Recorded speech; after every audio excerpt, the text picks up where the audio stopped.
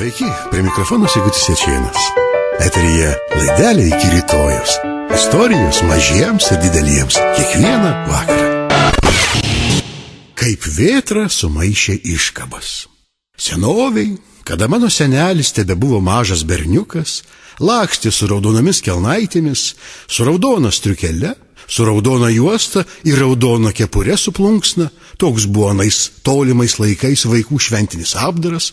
Tada viskas buvo daug kitaip, negu šiandien yra. Tada gatvėse darydavo didelės iškilmes, o dabar jų nebėra. Jos seniai išėjo iš mados. Bet kaip buvo gražu, kai apie jas pasakodavo senelis. Sakysim, kokia tada baisi būdavo iškilmė, kada kurpių cechas, kraustydamasis į kitus namus, nešė savo vėliavą. Procesijos priešakyje didingai plevėsavo šilkinė cecho vėliava su išpieštu ant jos dideliu batu ir dvigalviu ereliu. Paskui ją nešė sveikinamąją taurę ir dėžutę cecho jaunesnieji darbininkai.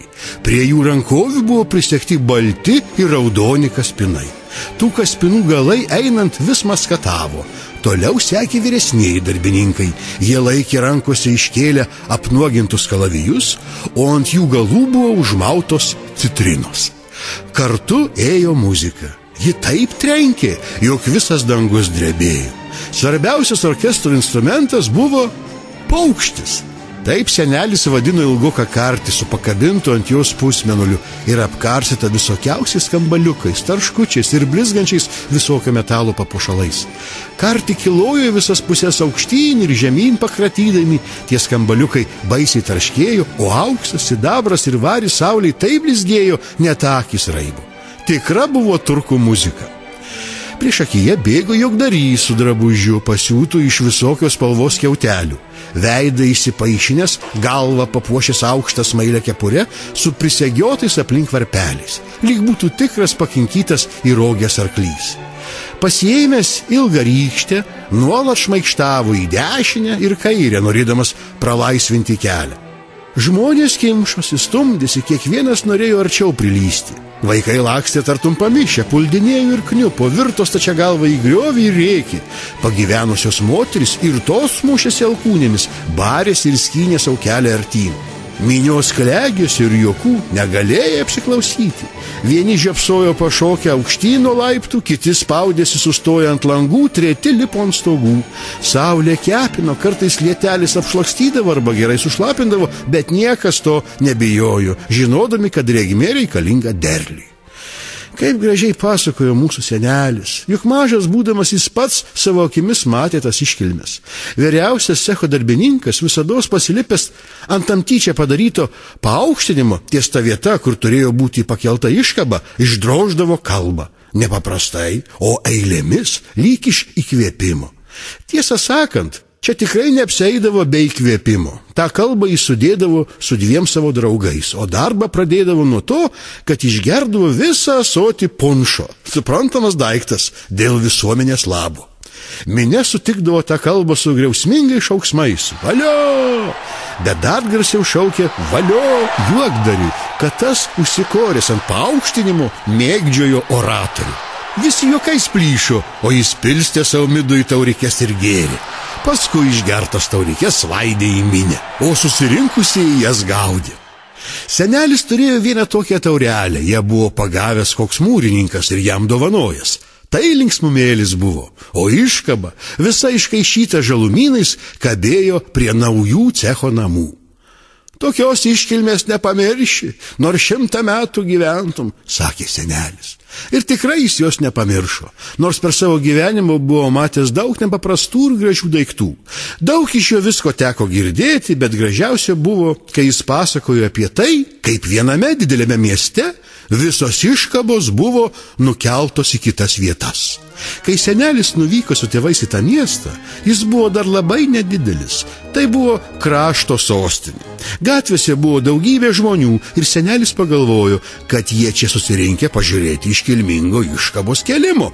O tų iškabų buvo tiek daug, jog jomis galėjai nukabinti 100 kambarių, kabinant jas ne iš oro namų, o viduj. Ant siuvėjo iškabos buvo pavaizduota visokiausių drabužių. Jis galėjo apsiūti visus žmonės nuo prasčiausių lygi didžiausių.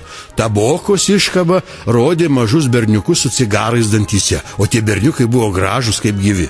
Buvo iškabų su sviestu, su silkėmis, su kunigų apykaklėmis ir karstais, o skelbimų tokia daugybė, net galėjai kiaurą dieną vaikščioti ir žiūrėti į visokius paveikslus, kiek tik širdis trokšta. Kaip senelis tvirtino, toks iškabų ir skelbimų žiūrėjimas buvo labai pamokomas daiktas. Galėjai žinoti, kas ką kuriuose namuose veikia ir kokie žmonės mieste gyvena. Bet kai senelis atvyko į tą miestą, atsitiko negirdėta istorija su iškabomis.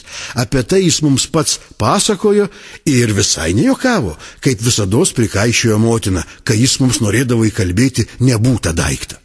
Ta istorija pasakojo labai rimtai. Kiekvienas jo žodis rodėsi tikriausia tiesa.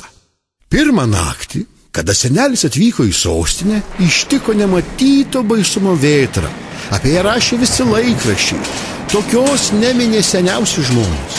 Lėkė nuplėšti namų stogai, braškėjo ir griuvo seni mediniai namai, o vieni račiukai patys nuriedėjo gatve, kad išsigelbėtų nuo vėtros. Aplink ūžė, kaukė, dundėjo, baisybė kas darėsi.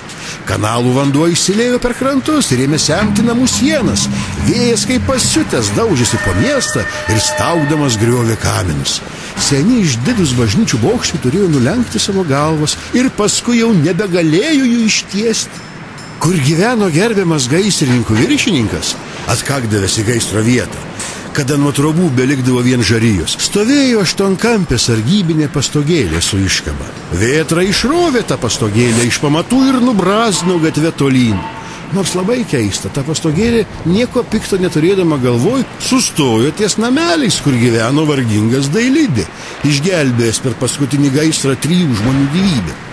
Kirpėjo iškaba, didelė varinė praustuvė, vėjas nusvedė ant tarėjo palangės. Tai buvo palaikyta tyčios darbu. Tarėjo pačią visi, net geriausiosios draugės, vadino skustuvu. Ji buvo be galo išmintinga, ji žinojo apie kitus žmonės daug daugiau, negu jie patys apie save. Iškaba su nupiešta žuvim atsidūrė prie durų, kur gyveno vieno laikraščio redaktorius. Tai buvo negudrus juokas. Redaktoriaus nereikia erzinti, jis savo laikraščio yra tikras viešpats, niekino kito nuomonės nepripažįsta. Vėjo gaidelis nuskrido ant gretimų namų stogo ir kaimynai to jau išsiaiškino, kad čia atsitikę nebepikto kokio noro. Kubiliaus statinė atsidūrė prie iškabų su parašu moterų drabužiai. Vieno restorano valgių sąrašas, įstatytas į sunkų rėmą prie durų, buvo vėjo nuneštas prie niekino nelankomo teatro. Jokingas ten dabar atsirado skelbimas: žirnių sriuba ir vynioti kopūstai. Žmonės pradėjo griūti į teatrą. Kai ledribio iškaba su lapės kailiu užsikabino ant varpelio rankinos prie buto, kur gyveno jaunas vyras, panašus į suglaustą parasoną, vaikščiojęs į ankstybąsias mišias, visados elgėsis gražiausiai ir buvęs anot jo tetos visų dorybių paveikslų.